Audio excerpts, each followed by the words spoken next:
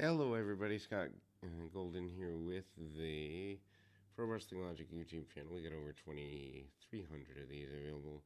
We're going to start the WCW 1992 renewal of series into 91 and backwards here in the next little while. But this week's Impact review is what we're here for currently. The pre-show featuring Jordana Grace defeating Lady Frost.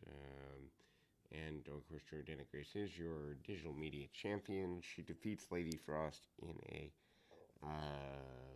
championship match. After the match, Matt Cardona challenges Grace for the digital media championship. I don't like the concept of the intergender stuff. Anyway, opening package, ongoing storyline about the world champion Moose and W. Morrissey, Deanna Purrazzo, and Roxy. And then we move to Mickie James joining commentary for the upcoming match. D'Lo Brown is still out after being attacked by the ROH group. Tasha Steelz with Savannah Evans defeats Chelsea Green. Green catches Steelz by surprise to start the match off, gets some offense. Steelz quickly cuts her off. Rest of the match is pretty even, 50-50. Comes back with a couple roll-ups and near pinfalls. And there's a strike exchange. Steelz hits a cutter for a near fall, but then doesn't follow up very quickly. Green recovers and gets a near fall herself. Steelz tries to hit a crucifix bomb. Steelz gets the win, but it certainly looked like the match was kind of in a very basic deal, and Steelz is the number one contender for Mickie James Championship.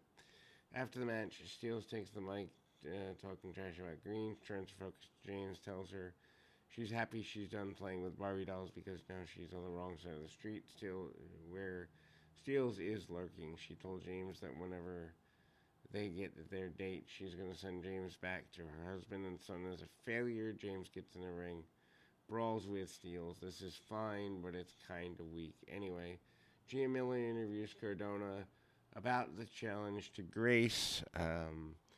And then for the Digital Media Championship, Cardona says his goal is to capture gold on Impact, and since he lost his opportunity against Moose, he's going to have to do it in this way. We get video package Charlie Haas from his Ring of Honor run. Influenced Tennille Dashwood and Madison Rayne with Caleb, defeating Rosemary and Havoc. The match never starts, though. Dashwood and Rayne are scheduled to challenge for the Knockouts Tag Team title next week. Influence takes over both Rosemary and Havoc before the bell rings. Caleb distracts them, allowing Dashwood and Rayne to kick them pretty harshly. Rosemary is then sent shoulder first into the ring post. Referee calls for the match to not go because of the issue. Rosemary is sent to the back, but Havoc stays, goes 2-on-1.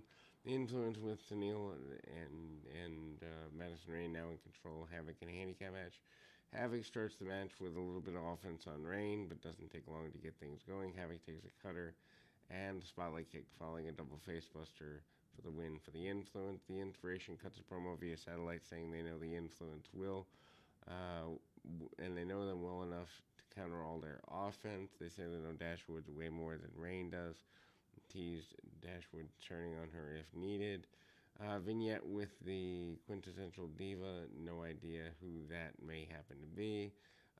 Ace Austin, Madman Fulton approaches Mike Bailey backstage. Austin tries to recruit Bailey to join him and Fulton, with the implication that the boss is around the locker room. Austin gives Bailey his card. Morrissey defeats the Learning Tree, VSK, and Ziggy Dice with Brian Myers in a handicap match. Obviously, this is one-sided, total squash. Morrissey catches them with a double clothesline and some running boots, choke slam, Dice, and hits the BOE power slam on VSK. Post-match, Morrissey addresses Moose and told him he's going to find him and continue to beat him down until he gets the title match. Backstage, DM Moore tries to stop Morrissey and told him Moose wasn't in the arena, so give him a match against Moose at No Surrender. DM Moore's interrupted backstage because of some issues happening outside. Outside the arena, the ROH Invasion group is here. They're in a skybox away from the ring. Also, Jonathan Gresham defeats Steve McClain in a Pure Rules match. Gresham challenges McClain to a match with the title on the line after McClain questions Gresham honor last week, claiming that Gresham is part of the group that had invaded. McLean does not adhere to the code of honor.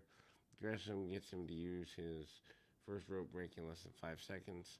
McLean reinstates the startup, pushing the match into the ropes, taking away one of Gresham's rope breaks.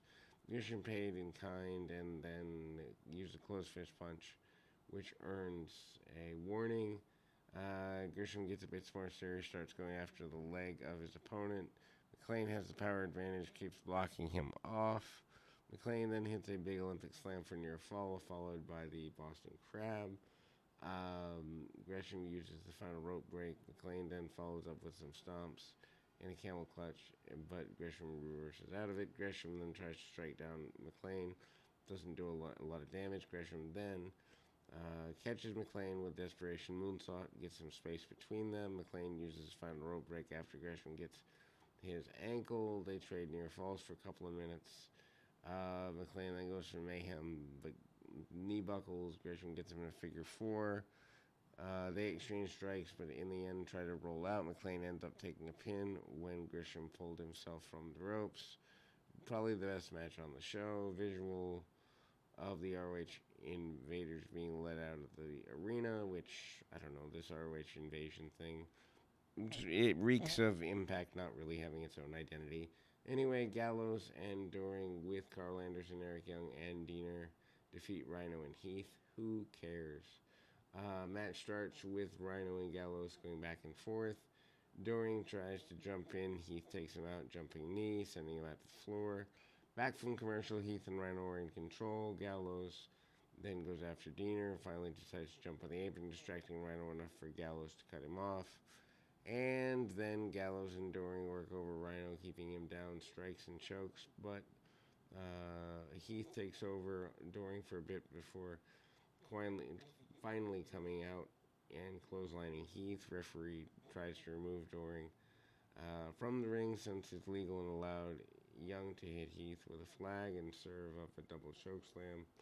Match is fine, I guess. Tom Heflin announced that Morrissey versus Moose is official for No Surrender. Chris Sabin joins commentary for the main event. The show feels really long at this point. Josh Alexander defeating Charlie Haas. Match starts with both men train wrestling, and neither guy has a clear advantage. They trade pins here and there. Alexander ends up sending Haas out of the ring. Back in the ring, Alexander starts to dominate with strikes and slams.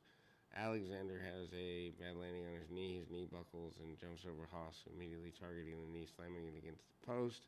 Haas continues working over the knee after mixing strikes and submission attempts. Alexander then goes to attempt to counter, and then goes for a back roll and a couple of German suplexes, but Haas counters with Germans and series of slams. Alexander then comes back with another set of Germans. Knee can't hold the bridge. Haas then looks groggy and hits a belly-to-belly, followed by a single leg crab. Alexander reverses into an ankle lock. Haas then tries to reverse. Alexander keeps control. Haas taps out. Anyway, after the match, Haas and Alexander embrace. Taven, Vincent, Bennett, and PCO jump them. Sabin tries to make the save, but numbers is too much. So another invasion storyline. Almost 25 years after the NWO. Actually, probably more than that now. But who cares? You've done this before. We've done this before. Anyway, the ROH group runs away when Eddie Edwards comes down with a kendo stick. Rhea cuts a promo from the skybox saying they all used to believe in honor and rules and doing things the right way. But they've changed, and they're bringing change, and there's honor no more. And so that's the way that goes out, and we'll be back with more right after this.